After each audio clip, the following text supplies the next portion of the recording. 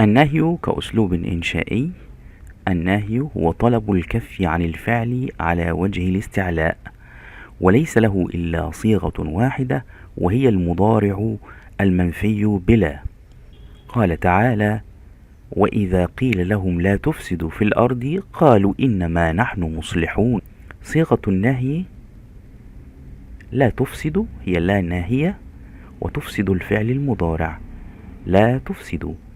صيغة النهي تخرج عن معناها الحقيقي إلى معان أخرى تستفاد من المعنى.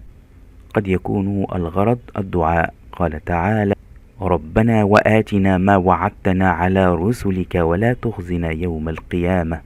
هذا دعاء، ابتهال إلى الله من المؤمنين المخلص. النهي ليس على حقيقته التي نعرفها، لأن الله تعالى أجل من أن ننهاه سبحانه وتعالى.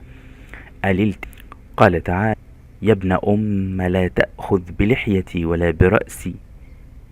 النهي في الآية موجه من هارون إلى أخيه موسى، ليس فيه استعلاء ولا إلزام، ولكنه التماس. التمني. تقول الخنساء: أعيني جودا ولا تجمدا، ألا تبكيان لصخر الندى. شبهت الشاعر عينيها بشخصين توجه إليهما النهي وغرضه الغرض الرابع هو الإرشاد. إذا نطق السفيه فلا تجبه، فخير من إجابته السكوت. النهي موجه من الشاعر للإنسان، النهي عن عدم إجابة السفيه، والغرض هو الإرشاد. التوبيخ. يقول الشاعر: لا تنهى عن خلق وتأتي مثله، عار عليك إذا فعلت عظيم. الشاعر لا يقصد إلى النهي عن الخلق، إنما إلى توبيخ من ينهى الناس عن فعل الشيء ويأتيه. التيئيس. يقول تعالى: لا تعتذروا قد كفرتم بعد إيمان. هذا ليس غرضه النهي، وإنما التيئيس موجه من قبل الله تعالى إلى الكفار. يقول الرجل لخادمه: لا تطع أمري ولا تقلع عن عنادي. هذا تهديد.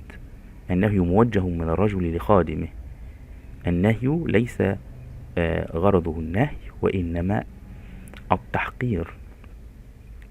قال المتنبي: لا تشتري العبد إلا والعصا معه، إن العبيد لأنجاس مناكيد.